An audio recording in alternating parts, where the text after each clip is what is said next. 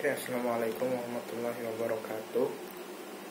Mengenai cosmic micro background ini ditemukan secara tidak sengaja oleh dua orang ilmuwan Amerika Serikat sekitar tahun 1964. Dua orang ilmuwan Amerika Serikat tersebut bernama Arnold Penzias dan Robert Woodrow Wilson. Mereka menemukan ini secara tidak sengaja, dan ini merupakan salah satu penemuan penting di dalam bidang astronomi dan astrofisika.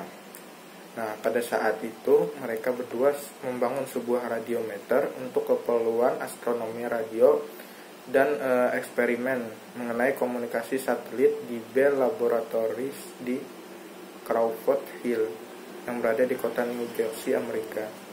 Ketika Penzias dan Wilson memeriksa emisi gelombang radio yang berada di galaksi Bima Sakti, mereka menemukan sebuah gangguan pada instrumen tersebut berupa desisan. Nah, dengan kelebihan suhu antena sebesar 4 derajat Kelvin dari yang seharusnya mereka perhitungkan. Desisan atau noise atau kebisingan ini tidak dapat dihilangkan. Tidak peduli ke arah mana antena penerima tersebut mereka ganti atau mereka arahkan. Mereka juga menemukan bahwa kebisingan ini berlangsung sepanjang tahun dan bersifat isotropik atau memiliki intensitas yang sama ke segala arah. Penzias dan Wilson kemudian berusaha lewat berbagai cara untuk menjelaskan fenomena yang mereka temukan ini. Mereka mencari berbagai penjelasan mulai dari hubungan pendek arus listrik, peralatan yang malfunction atau rusak, badai atmosfer, dan segala hal lain yang dapat mereka pikirkan sebagai penyebab munculnya desingan atau gangguan yang awalnya mereka anggap gangguan tersebut. Semua usaha dan penjelasan yang mereka lakukan atau upayakan ini ternyata gagal, dan mereka berdua tidak dapat menjelaskan penyebab dari fenomena yang mereka temui tersebut. Nah, pada bulan Desember di tahun 1964, seorang rekan mereka, Penzias, mengetahui tentang paper atau makalah yang akan segera diterbitkan oleh James Peebles, seorang kosmolog di Universitas Princeton yang bekerja dengan fisikawan Robert Dicke. Peebles meramalkan bahwa gelombang radio latar belakang yang dihasilkan dari panas yang hebat dari Big Bang akan mengisi ruang secara seragam dan terus-menerus dan memiliki suhu sekitar 10 Kelvin atau 10 derajat di atas nol mutlak. Penzias kemudian menelpon Robert Dicke yang kemudian memeriksa perangkat atau data Penzias.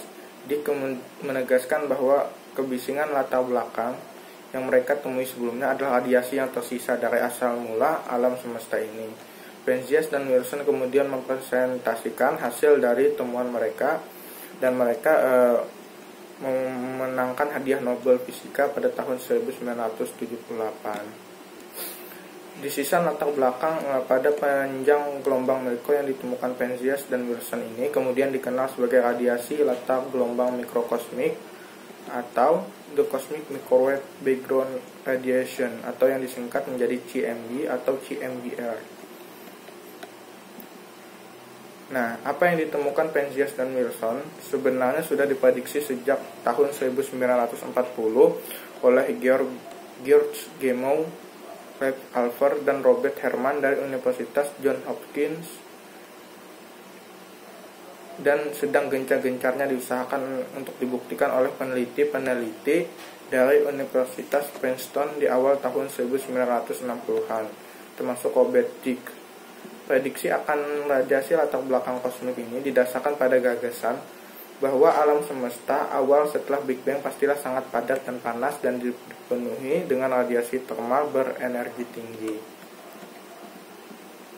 Nah, dalam paper atau makalah yang diterbitkan sebelum penemuan Penzias dan Wilson, para ilmuwan meramalkan bahwa ketika alam semesta mengembang dan mendingin, frekuensi dan radiasi latar belakang yang ada sejak permulaan ini akan bergeser dari spektrum gelombang sinar gamma menuju spektrum sinar X, kemudian ke sinar ultraviolet, dan akhirnya akan menuju ke gelombang radio. Nah, pergeseran spektrum ini dikenal sebagai radiasi dari benda hitam teoritis. Beberapa panjang gelombang dari radiasi latar belakang kosmik sulit diukur dari bumi. Kemudian para ilmuwan menghabiskan bertahun-tahun penelitian untuk mencoba melakukan pengukuran yang lebih baik untuk radiasi ini dengan menggunakan berbagai platform penelitian. Hingga sampai pada tahun 1988, NASA meluncurkan satelit Cosmic Background Explorer atau COBE untuk meneliti latar belakang kosmik pada panjang gelombang yang berbeda. Nah, lewat bantuan COBE ini dapat diverifikasi bahwa intensitas radiasi latar belakang kosmik mirip dengan kurva radiasi dari sebuah benda hitam dengan suhu 2,7 Kelvin. COBE juga memverifikasi bahwa radiasi latar belakang kosmik sangat isotropik, yang artinya seragam pada semua arah yang berbeda. Selain itu, COBE juga mendeteksi adanya pergeseran radiasi yang sangat kecil menuju arah spektrum biru pada arah yang menuju ke konstelasi Leo dan bergeser menuju arah spektrum merah pada arah yang berlawanan. Pergeseran ini disamakan dengan pergeseran Doppler dari radiasi latar belakang yang disebabkan oleh gerakan bumi di luar angkasa.